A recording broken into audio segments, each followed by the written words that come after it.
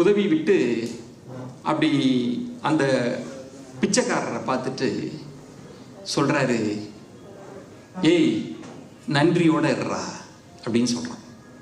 சோறு கொடுத்து உதவிட்டு நன்றியோட இருறா, எத்தனை நாள் உதவி இருக்கிறேன், கொஞ்சமாவது நினைச்சு பார்க்குறியா அப்படின்னு என்று சொல்லிவிட்டு விவேகானந்தரை பார்க்க வருகிறான்.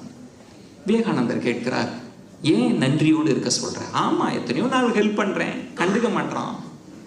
நமக்குமே அப்படி இருக்கும். நிறைய பேருக்கு உதவி செய்வோம், உதவியை மறந்துட்டு போயிடுவான். நம்மளே கூட நினைப்போம், அயற்சி வந்துடும். அப்போ விவேகானந்தர் சொல்றார், அவன் நன்றியோடு இருக்க மாட்டான்றியா? ஆமா அப்படின்னு. விவேகானந்தர் சொல்ற, அவன் உனக்கு நன்றியோடு இருக்கணும்னு எதிர்பார்க்காத, நீ அவனுக்கு நன்றியோடு இருக்கணும் அப்படின்னு. உடனே இவன் கேட்கிறான், என்ன நான் நன்றியோடு இருக்கணுமா? நான் ஏன் இருக்கணும்? உதவி செய்தது நான் தானே, அவன் தானே எனக்கு நன்றியோடு இருக்க வேண்டும் என்று சொன்னபோது விவேகானந்தர் சொல்கிறார், இல்லை, நீ தான் நன்றியோடு இருக்க வேண்டும். காரணம் என்ன தெரியுமா? நீ ஈகை புரிவதற்கு, நீ தானம் புரிவதற்கு அவன் தான் வாய்ப்பளிச்சிருக்கான்.